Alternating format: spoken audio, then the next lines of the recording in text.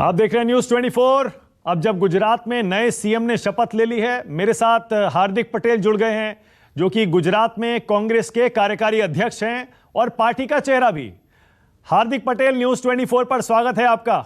आज आपकी पहली प्रतिक्रिया क्या है नए सीएम को लेकर? गुजरात के नागरिक के रूप में मैं मुख्यमंत्री जी को बधाई एवं शुभकामनाएं देता हूं। आशा रखता हूं कि उन्हीं की पार्टी के पुराने जो सीएम थे या उनकी पार्टी की जो नीति रीति रही है उससे जो लोग दुखी हुए, आप उन लोगों को खुश करने का काम करें और गुजरात के उन तबके के लिए जो लोग अपेक्षाएं रखते हैं, उम्मीदें रखते हैं सरकार से, उन अपेक्षा और उम्मीद पर खरे उतरे। यही तो हमारी अपेक्षा है सरकार से। लेकिन मैंने कल भी कहा उसी प्रकार की, आप मुख्यमंत्री बदल रहे हैं लेकिन जनता का मूड अलग है कि जनता चाहती है कि सत्ता बदली जाए। नहीं, लेकिन ये आप कैसे कह रहे हैं कि जनता चाहती है सत्ता बदले? क्योंकि पिछले चुनाव के बाद जब हम ये मान के चल रहे थे कांग्रेस एक बार फिर से मजबूत हो रही है, बीजेपी को 99 सीटों पर रोक दिया है, बीजेपी वाले कह रहे हैं हाल के सारे जो लोकल इलेक्शन हुए हैं उसमें बीजेपी जीती है। देखिए, लोकल इलेक्शन अलग प्रकार से होते हैं और कहीं ना कहीं मुख्यमंत्री को बदला गया है तो ऐसे तो नहीं बदला गया होगा जैसे उत्तराखंड में उन लोगों ने किया। उत्तराखंड में 10 दिन के भीतर ही मुख्यमंत्री बदल दिया गया, यानी कि अगर हम 5 साल की बात करें तो 2 मुख्यमंत्री बदले गए और तीसरे मुख्यमंत्री। गुजरात में भी चुनाव से 1 साल पहले मुख्यमंत्री बदला है। कई सारे उनके इंटरनल सर्वे भी हुए होंगे जहां पर लोगों की तरफ से सत्ता के खिलाफ गुस्सा होगा और खास तौर पर मानक जी गुस्सा सत्ता के खिलाफ कोरोना के बाद है। बेरोजगारी का आंकड़ा आसमान छू रहा है उसके बाद है। और सब लोग जानते हैं कि 4 दिन पहले अहमदाबाद जिले में फोर्ड का मैन्युफैक्चरिंग प्लांट जो बहुत बड़ा था, जिसमें 35,000 नौजवानों को प्रत्यक्ष और परोक्ष रूप से रोजगारी मिलती थी, वो प्लांट ही बंद हो गया।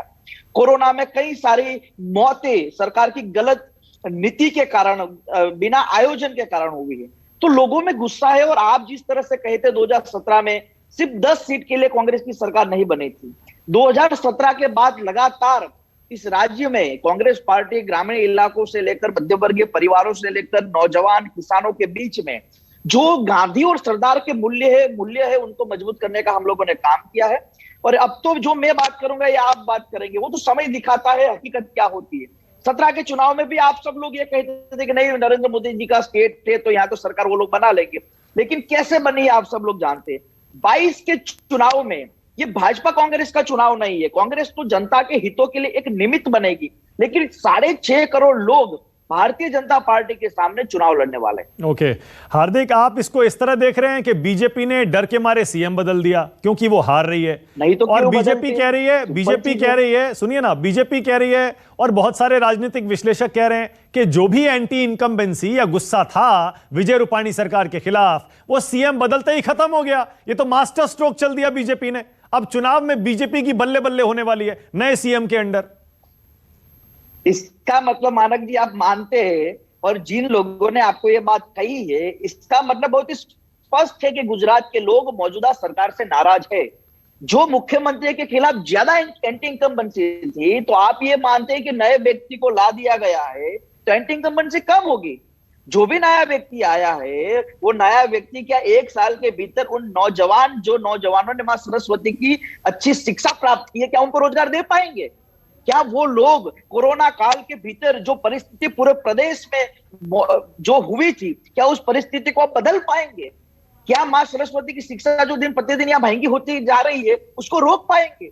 नहीं, ये सिर्फ चेहरा बदलने का गेम है। और जब आपको बता दूं, जब माननीय विजय रूपाणी जी ने जब इस्तीफा दिया तो उनकी 5 लाइनें बहुत महत्वपूर्ण थी। उन्होंने लगातार एक बात कही कि हम तो सिर्फ मोहरे हैं।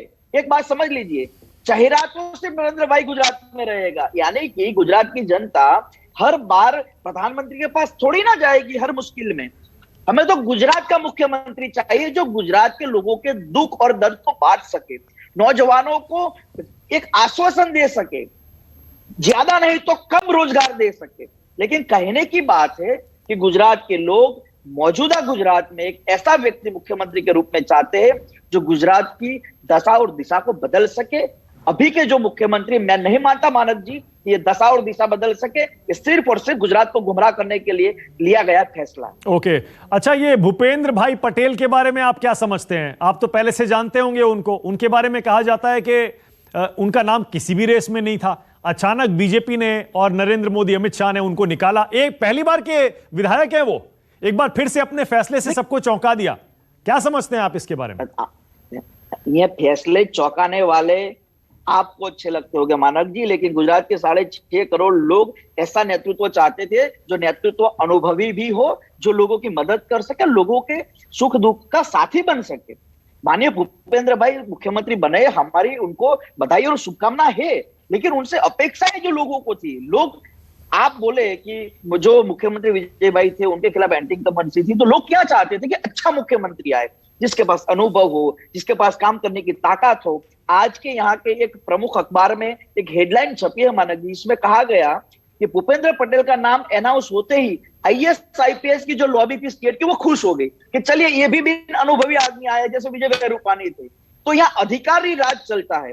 तो कहने की बात है, भूपेंद्र भाई कैसे इंसान है उसके बारे में मैं बात नहीं कर सकता, क्योंकि वो भारतीय जनता पार्टी से, मैं कांग्रेस से। लेकिन एक बात मैं जरूर कह सकता हूं कि वो व्यक्तिगत रूप से चाहे कितने भी अच्छे हो, लेकिन सरकार चलाने के लिए, लोगों की मदद करने के लिए, लोगों के सुख दुख का साथी बनने के लिए, नौजवानों को रोजगार देने के लिए अनुभव भी होता है, सरकारी अनुभव होता है।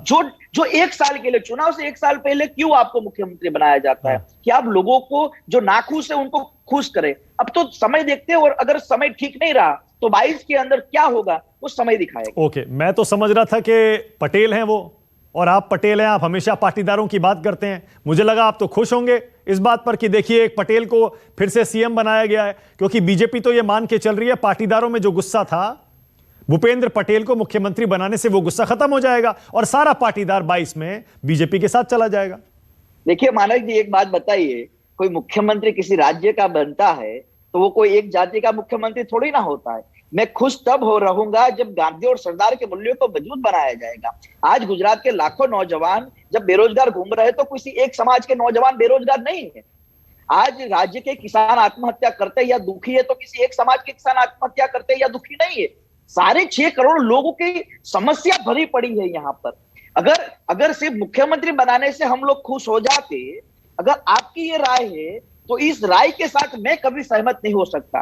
और मेरी गांधी और सरदार की ये कर्मभूमि, मेरी जन्मभूमि ये कहती है कि सिर्फ एक जाति के मुख्यमंत्री को बनाने के लिए ही सब कुछ किया जाए, तो मेरा ये मानना है कि मेरी कर्मभूमि और मेरी जन्मभूमि का ये अपमान हो। पाटीदार किसके साथ जाएगा 2022 के चुनाव में? गुजरात के 6.5 करोड़ लोग भारतीय जनता पार्टी के विरुद्ध में जाने वाले। 2017 में मानक जी एक समाज ही भाजपा से नाराज था, लेकिन 2022 में गुजरात के सभी वर्ग के लोग, चाहे वो किसान हो, चाहे महिला हो, चाहे नौजवान हो, चाहे गांव हो, चाहे मध्यवर्गीय परिवार हो, चाहे छोटे छोटे व्यापारी हो, सब लोग भारतीय जनता पार्टी की गलत नीतियों के खिलाफ नाराज है। नाराज इसलिए भी है कि गुजरात में भी भाजपा की सरकार है, सेंट्रल में भी भाजपा की सरकार है, फिर भी यहाँ के लोगों के लिए जो काम करना चाहिए था सरकार ने वो नहीं किया। ओके, हार्दिक, आप चुनाव के लिए तैयार हैं? कांग्रेस पार्टी गुजरात में चुनाव के लिए तैयार है, क्योंकि खबरें आ रही हैं बीजेपी यूपी में होने वाले असेंबली इलेक्शन के साथ गुजरात में भी चुनाव करा सकती है। आप तैयार हैं और क्या आप इस फैसले का स्वागत करेंगे? जब भी चुनाव करवाना चाहे सरकार, हम पूरी तरह से तैयार है, क्योंकि हमारे साथ जनता का प्यार और जनता की मोहब्बत है। हम मुद्दों के आधार पर राजनीति करना जानते हैं। हम जाति आधारित राजनीति को लेकर या धर्म आधारित राजनीति को लेकर नहीं, लेकिन मेरे प्यारे 6.5 करोड़ गुजरातियों के हितों के लिए जो भी राजनीति होगी वो सड़क पर भी करेंगे, असेंबली में भी करेंगे। किसी से डरते नहीं है। चुनाव जब भी आ जाए, सामने कोई भी हो, हमें तो हमारे महान गुजरातियों के हितों की राजनीति करनी है, और वो हितों की राजनीति होती है अच्छी रोजगारी, अच्छी शिक्षा, अच्छा स्वास्थ्य व्यवस्था, ग्रामीण लोगों की एक प्यार भरी बातें, जिनको क्या चाहिए उस बात पर हम उनसे आश्वासन दे सके। दलित हो, आदिवासी हो, छोटे से छोटे तबके के लिए जो भी राजनीति करनी पड़ेगी हम लोग करेंगे। हमारा एक ही ध्येय, एक ही लक्ष्य है मानक जी। एक गांधी और सरदार ने जो सपना देखा था देश के लिए, इस गुजरात के लिए, उस सपने को पूरा करने के लिए जिस हद तक लड़ाई लड़नी पड़ेगी अन्यायियों के सामने, तानाशाहियों के सामने, वो लड़ाई हम लड़ेंगे। ओके, बीजेपी कहती है कांग्रेस के पास ना केंद्र में कोई अध्यक्ष है और ना ही गुजरात में कोई अध्यक्ष है, आप भी कार्यकारी अध्यक्ष हैं। ऐसे में पार्टी कैसे बीजेपी का मुकाबला करेगी?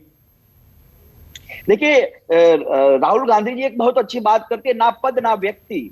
हमें लोगों के लिए लड़ना है, लोग ही हम हैं, उस लोगों में हम शामिल हो जाते हैं। गुजरात के 6.5 करोड़ लोग सत्ता के सामने लड़ेंगे मानक जी, गुजरात के 6.5 करोड़ लोग अध्यक्ष से, और आप जिस अध्यक्ष पद की बात करते हैं, जिस व्यक्ति की बात करती है, हम ये मानते हैं कि हमारे लिए भारत महान है, हमारे लिए गुजरात महान है, और गुजरात और भारत के लोगों की तभी बात हो सकती है जब लोगों के हित में हम बात कर सकें, और वो काम हम गुजरात में बखूबी कर रहे हैं। आप जरा भी चिंता ना करिए, समय का इंतजार देखिए, लोगों का फैसला देखिए, आपको भी अच्छा लगेगा। ओके, क्या हार्दिक पटेल कांग्रेस का गुजरात में चेहरा बनेंगे विधानसभा चुनाव में, और अगर जीते तो क्या हार्दिक पटेल मुख्यमंत्री बनेंगे?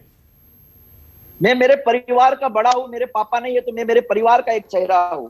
मैं मेरे गांव में अच्छे लोगों का काम कर सकूं तो मैं मेरे गांव का चेहरा हूं। मैं अपने बिरादरी के लिए कुछ अच्छा कर सकूं तो मैं बिरादरी का चेहरा हूं। मैं पूरे गुजरात के लोगों की आवाज बन सकता हूं, उनको न्याय दिला सकता हूं तो मैं पूरे गुजरात का चेहरा हूं। उसी प्रकार दूसरे कोई लोग होंगे जो अपने बिरादरी में, अपने गांव में, अपने परिवार में, गुजरात के 6.5 करोड़ लोग चेहरा है। हम चेहरे की राजनीति नहीं करते, हम लोगों को न्याय दिलाने की राजनीति करते हैं। नहीं, हार्दिक पटेल सीएम क्यों नहीं बन सकते?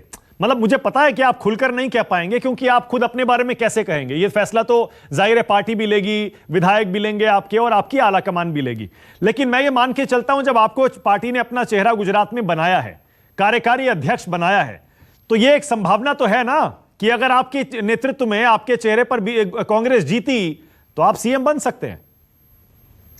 पार्टी जो भी फैसला मेरे लिए लेगी, चाहे मैं कार्यकारी अध्यक्ष रहूं या ना रहूं, चाहे मैं लोगों के लिए आंदोलन करूं या ना करूं, पार्टी मेरे लिए जो फैसला लेगी उस फैसले का हम स्वीकार करेंगे, उस फैसले पर हम काम करेंगे मानक जी। लेकिन एक बात है, आपने ये बात छेड़ी है तो मैं एक आखिरी में बात करूंगा, थोड़ी हंसी मजाक वाली बात है कि हमारे गुजरात में जो नितिन भाई पटेल थे, जिसका नाम आप सब लोगों ने चलाया था मुख्यमंत्री के लिए, उनको मुख्यमंत्री नहीं बनाया गया, लेकिन उन्होंने एक मीडिया में एक अच्छी बात कही है कि मीडिया ही मुझे मुख्यमंत्री बनाती है, लोग नहीं बनाते। तो कहने की बात यह है कि आप तय करेंगे वो नहीं होगा, लोग जो तय करेंगे वो होता है। नहीं, बिल्कुल सही है, बहुत बढ़िया बात की है आपने। मैं तारीफ करता हूं आपकी, मैं कायल हो गया आपकी इस बात से कि मीडिया कितना भी कह ले, जब तक एमएलएज नहीं आएंगे तब तक सीएम कैसे बन सकता हूं। हार्दिक, राहुल गांधी से कुछ बात हुई है हाल के दिनों में गुजरात को लेकर? देखिए, थोड़े दिन पहले, लगभग 7 दिन पहले ही हम जूम पर बात हुआ था। इस पर गुजरात को लेकर, चाहे गुजरात संगठन को लेकर हो, चाहे बूथ लेवल तक की बात हो, चाहे गुजरात के प्रभारी की बात हो, बहुत ही सहज रूप से एक बात तय की गई है कि गुजरात में लगातार संगठन को लेकर, लोगों को लेकर जो भी बात करनी पड़ेगी, राहुल जी गुजरात को लेकर पूरी तरह से तैयार है।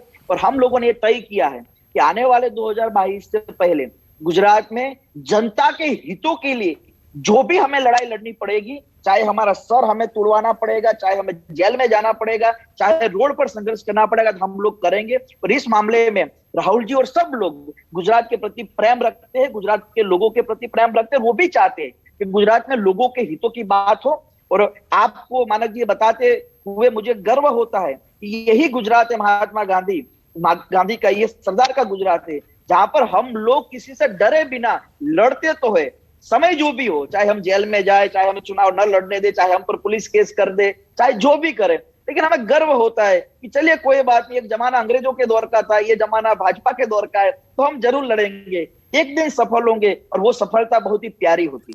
बीजेपी के कुछ लोग बताते हैं कि अब अहमद पटेल तो है नहीं, जो कांग्रेस को गुजरात में बहुत अच्छे से चलाते थे, चाणक्य माने जाते थे, तो उनकी कमी तो खलेगी। ऐसे में हार्दिक पटेल, आपको किसके गाइडेंस की इस समय जरूरत है, और क्या अहमद पटेल के गाइडेंस की कमी खल रही है कांग्रेस को? देखिए, पार्टी के जो भी हमारे वरिष्ठ नेता थे, जैसे कि अहमद भाई थे, तो स्वाभाविक रूप से कि कई सालों से गुजरात के भीतर या दिल्ली में रहकर जो भी मदद एक दूसरे को करनी होती थी वो करते थे। आज वो हमारे बीच नहीं है। स्वाभाविक है कि उन्होंने अच्छा काम पार्टी के लिए किया, पार्टी को जहां भी जरूरत पड़ती थी वो खड़े रहते थे। तो मेरा ये मानना है कि अहमद भाई की गैर मौजूदगी में थोड़ा ज्यादा फर्क पड़ता है, लेकिन समय भी है, समय के साथ सब कुछ चलना सीखना पड़ता है मानक जी। मेरे पिता की जब देहांत हुआ है कोरोना में, तो 5 दिन 10 दिन के लिए मैं अकेला महसूस कर रहा था, लेकिन जब 13 14 15 दिन हुए तो समझ आ गया कि नहीं, अब अकेले भी चलना है परिवार की जिम्मेवारी के साथ। तो उसी प्रकार अहमद भाई की गैर मौजूदगी में हम गुजरात में अकेले भी चलेंगे, और उसमें भगवान हमें ताकत देता है कि तुम अच्छा काम कर रहे हो, जाओ तुम सफल होगे, और बिल्कुल हम गुजरात में सफल होंगे। आज अगर इलेक्शन हो जाए गुजरात में हार्दिक, तो क्या नतीजा रहेगा? कितनी सीटें आएंगी कांग्रेस की और कितनी बीजेपी की आएंगी? देखिए, मैं नौजवान हूँ, थोड़ा गर्मजोश वाला हूँ, तो मैं जो भी बात करूंगा आपको यही लगेगा कि हार्दिक इतनी ताकत से क्यों बोलता है। लेकिन एक बात है, जब मैं 2017 में मेरी उम्र भी नहीं थी और मैं सत्ता के खिलाफ लड़ रहा था, 25 साल की कम उम्र थी।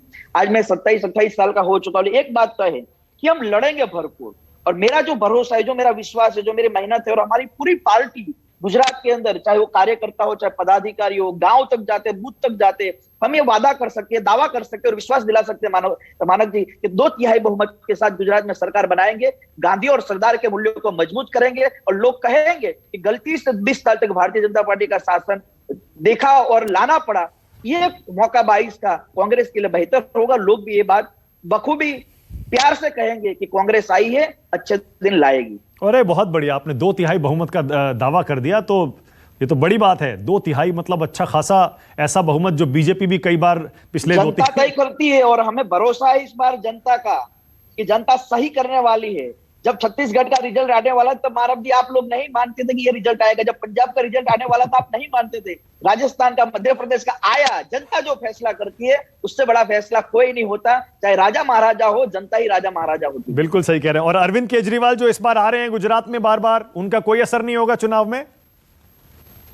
लोकतांत्रिक प्रक्रिया में किसी भी व्यक्ति को किसी भी पार्टी में कहीं पर भी जाकर चुनाव लड़ने का अधिकार है। हाँ। हम किसी को रोक नहीं सकते, क्योंकि लोकतांत्रिक प्रक्रिया को हम लोग मानते हैं। कोई भी पार्टी आए चुनाव लड़े, लेकिन जनता मानती है कि भाजपा को गुजरात में कोई हरा सकता है तो कांग्रेस पार्टी हरा सकती है। क्योंकि जब 2002 में गुजरात में बहुत ही खराब माहौल था, जब हिंदू मुसलमान के बवाल हुए थे, तब भी मानक जी गुजरात में कांग्रेस पार्टी को 60 सीट मिली थी 2002 जैसे माहौल में। इसका मतलब है कांग्रेस का केडर वोट बैंक बहुत ही मजबूत है। 2017 में हमें 1.25 करोड़ वोट मिले थे, बीजेपी और हमारे बीच में सिर्फ 10-12 लाखों का गैप था। तो कहने का मतलब है गुजरात की जनता समझती है कि भारतीय जनता पार्टी को कड़ी टक्कर अगर कोई दे सकता है तो गुजरात में गांधी और सरदार की पार्टी ऐसी कांग्रेस पार्टी दे सकती है। बहुत बढ़िया, थैंक यू सो मच हार्दिक। मुझे पता है आपको फ्लाइट भी पकड़नी है, बहुत शुक्रिया, आपने टाइम निकाला मेरे लिए, न्यूज़ 24 के लिए, बहुत धन्यवाद। नमस्कार, मैं हूं मानक गुप्ता। अगर आपको हमारा ये वीडियो पसंद आया हो तो इसे लाइक और शेयर जरूर करें, और हां, हमें सब्सक्राइब और फॉलो करना ना भूलें ताकि आप देश और दुनिया की कोई खबर मिस ना करें। तो जुड़े रहिए हमारे साथ और देखते रहिए न्यूज़ 24।